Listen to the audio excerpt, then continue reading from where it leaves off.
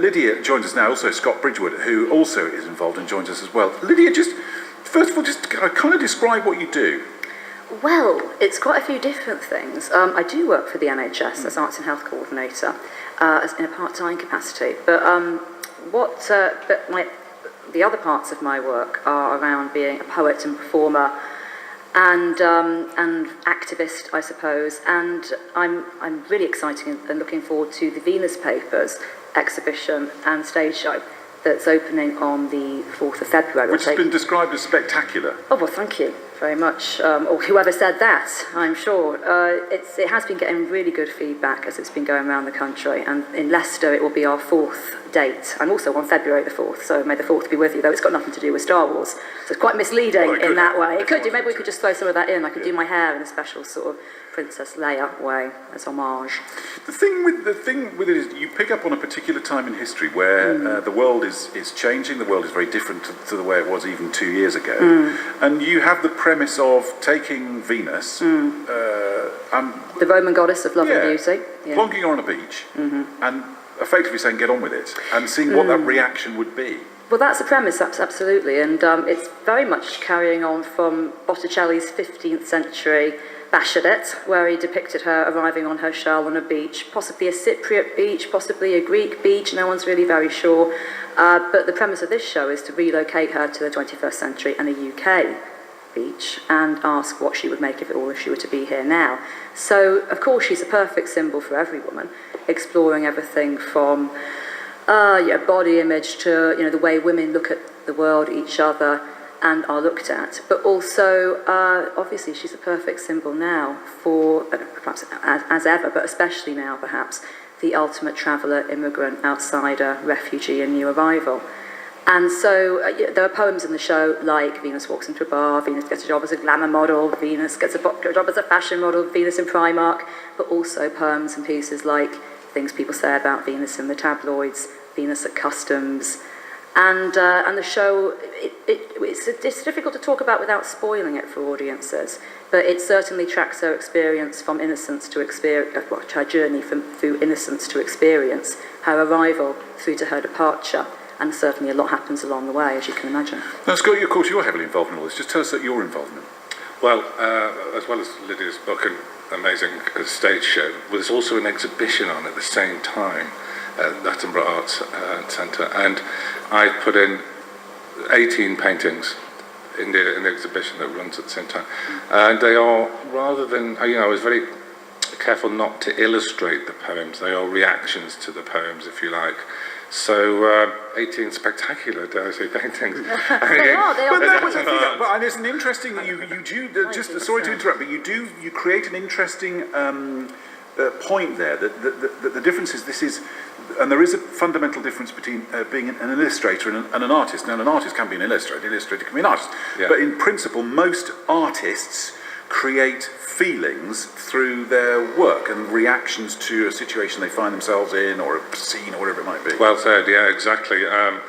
I think an illustration tends to hand everything on a plate to the viewer, whereas a reaction to the painting is trying to sort of tease out, in which I'm not entirely sure how people are going to react to them. I'm obviously going to like them, what have you.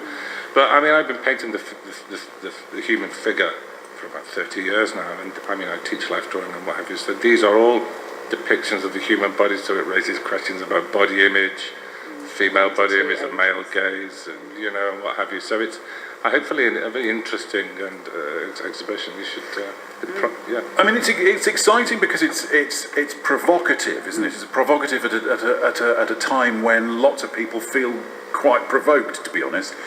But within all of this, Lydia, I know that you have a passion for using, not specifically this, but using art, poetry, music to help people who have mental health problems, and that has been medically proven to be actually really useful. A piece of music, for example, it's a trite thing to say, can be calming, can be exciting, but it can also take you to places where you feel safe, which can be a really useful thing to do. Absolutely. I mean, the show is it's a one-woman show, but it's very much it's as all singing and all dancing as a one-woman show can be. So on stage with me are two live musicians, Ola Schmidt and David Donner, who are just geniuses, playing cello and flute and doing live lutes with vocals.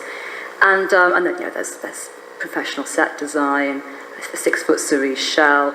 There are paintings on the stage. There's me. In a previous incarnation of the show, I was wearing a flesh-coloured leotard.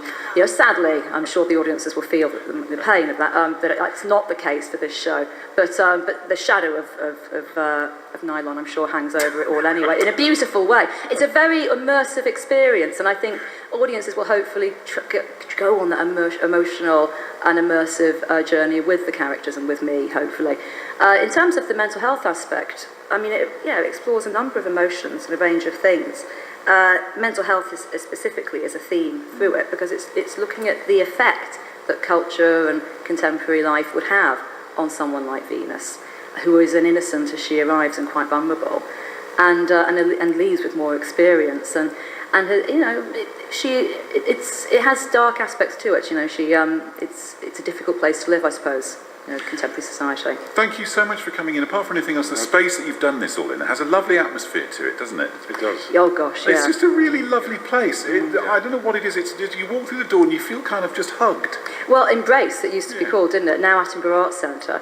And it's really great because Scott's exhibition is in the expanded part of the gallery. So previously, when we did the book launch that the show and the exhibition arise from, the exhibition part took place on the balcony gallery. But now it's in Gallery 3 with a whole massive room to itself. It was about time that Leicester had a proper gallery. An amazing space. And of course, the theatre itself has always been wonderful. The staff there are brilliant. I should mention that people who come along on the night will also have access to as much Blue Nun and as many Pringles as they fancy. Well, I'm there. Really. Where do I sign up? Complimentary. That's an important. Complimentary Blue Nun? I know. I know. And Pringles. Don't forget the Pringles. What kind of world do we find ourselves in? Well, it can't be that bad, I suppose. Complimentary At least Blue there's Nun. that. Thank you so much for coming in and joining us. When do people need to come? How can they get the tickets from? That's a good point. So they can book tickets by ringing the centre via 0116 252 2455 or by going into Attenborough Arts and getting one at the counter. And it happens on the 4th of February. Tickets are £6 full price, £4 concession, or, and I do feel like we may well be cutting our own throats with this amazing deal, but for a party of 4, just £12. Oh my word. Just I know. 12 I know. We quid said it for on the evening's radio now. entertainment. I know. There's nothing we can do. And it's on the flyers, so it can't be taken back. Ruined. Thanks for coming in and Absolutely. joining us. Thank you, Thank Scott. you. Thank you very much. Have a great weekend this weekend too, apart from anything else. Yeah.